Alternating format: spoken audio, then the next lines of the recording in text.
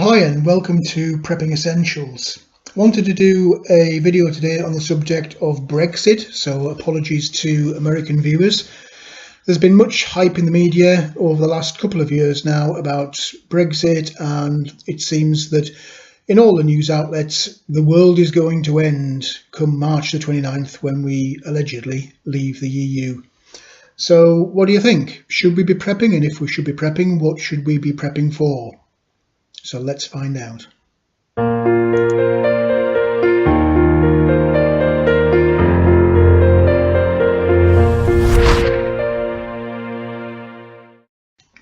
There's no escaping the doom and gloom and crisis messaging surrounding Brexit. All of the newspapers, TV media, even social media, Facebook, Instagram, are full of stories and scaremongering about what crisis is going to occur when we, or if we, leave the EU. Everything ranging from planes not being able to fly, medicines running out in hospitals, crisps, potato chips will stop. And if you look around Facebook and on news articles on TV, there's companies now selling Brexit survival boxes. So what are the real and genuine potential problems surrounding Brexit? There are probably 4 or 5, but in no particular order, these are the ones that I would tend to think about. Unemployment was one of the big scare stories about Brexit over the last couple of years. Lots of talk about companies moving abroad and slashing jobs. It was interesting though that immediately after the Brexit referendum, unemployment actually went down and continued to go down. Unemployment in the UK is low. Indeed, it's half of the EU average. So I'm not expecting a sudden spike in unemployment, whichever way Brexit goes. Energy supply is another scare story around Brexit. Lots of talk about energy crises and gas supplies being cut off, leading to power cuts or lack of petrol. It's quite interesting in terms of energy. Whilst there are undoubtedly some issues around energy in the UK, we're not self-sufficient by any stretch of the imagination. 40% of our electric is produced through gas, 20% through nuclear, 5% through coal, and then the rest is made up of biofuels and renewable energy. Having said that, 75% of our oil and gas actually comes from Norway, with the remainder being made up from either the Middle East or through brokerages in Belgium and Holland. I'm not therefore worried about the lights suddenly going out after Brexit, and indeed in terms of fuel for vehicles, we're actually a net exporter of petroleum, particularly petrol. So again, not worried about the fuel pumps running dry after Brexit, whichever way it goes. Food has been another big scare story connected to Brexit over the last few years. Indeed, over recent months, it started to reach ridiculous proportions.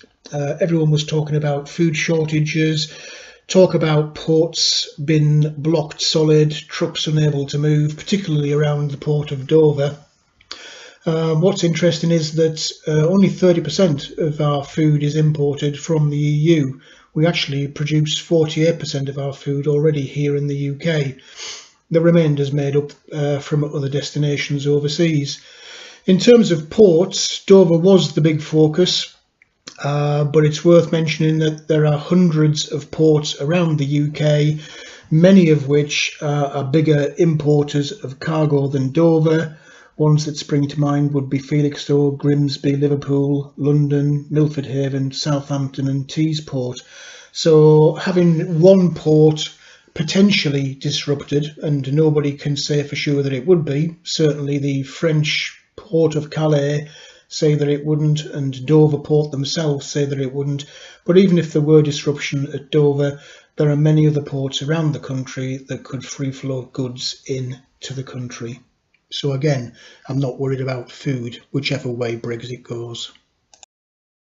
The main thing that I would be worried about in terms of Brexit would probably be civil disorder. You've got a very polarised population. It's almost 50-50 on those that want to leave the EU versus those that want to remain in the EU. Over the last 10 years or so, we've had several instances of civil disorder breaking out in the UK. These have been generally small scale, but having said that, even though they were small scale, it became evident that it was difficult for the police to control the situation, particularly when it spread from one city to another and then another. One of the problems with civil disorder is that you'll get a demonstration on a specific topic and it may be very well meaning, but there are elements within the population that just can't help themselves and take advantage of what was a peaceful protest. It doesn't take much for elements to work themselves into these protest groups, and then it turns into criminal activity. Once it's seen that criminal activity is going on pretty much unchecked by the police, it becomes a snowball effect. A good example of that would be the recent events in Paris. So if anything, civil disorder is a thing that I would worry about, and the potential for large numbers of the population to start off with peaceful protest and it to turn quickly very bad. Civil disorder would have an impact on everyone else. It could impact on you going to work, going to the shops, and indeed on the security of your home. With that in mind, the preps that I would be suggesting would be the normal: have a supply of emergency food and water on hand in the house in case you couldn't get to the shops or the resupply chain to the shops was disrupted for any period of time.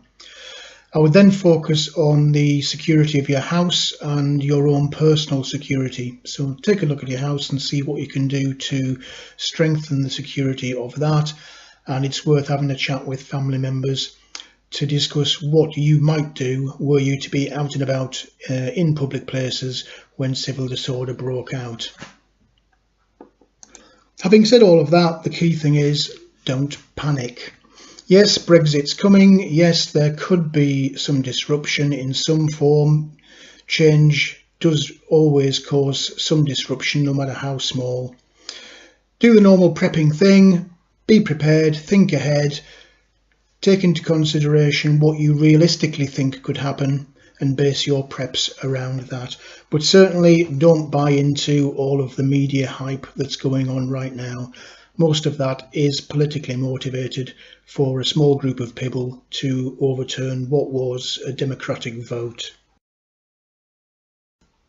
Well, that's it for this video. Hope you found it useful. If you have liked the video, then please do click on the like button.